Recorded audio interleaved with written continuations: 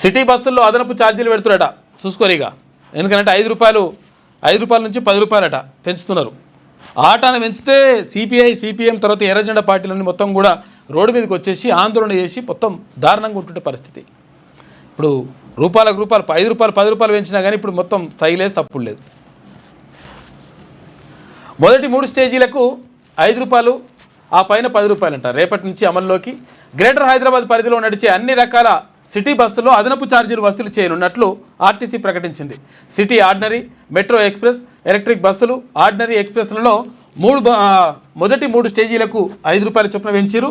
ఇక 4 స్టేజీ నుంచి చివరి స్టేజీ దాకా 10 రూపాయలు అదనపు ఛార్జీ విధిస్తున్నట్లు తెలిపింది.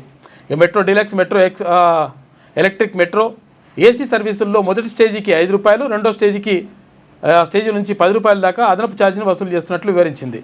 ఈ నెల 6వ తేదీ అంటే సోమవారం నుంచి ఇవి అమల్లోకి వస్తాయని, అంటే రేపటి నుంచి అమల్లోకి వస్తాయని వెల్లడించింది. గ్రేటర్ హైదరాబాద్లో 25 డిపోలు ఉన్నాయి. అయితే ఛార్జీలు పెంచి పడేసిరట. 5 రూపాయల నుంచి 10 రూపాయల దాకా పెంచుడు సిటీ బస్సులలో. మీ వ్యాపారం అభివృద్ధి కావాలని కోరుకుంటున్నారా? అయితే వెంటనే క్యూనస్ని సంప్రదించండి.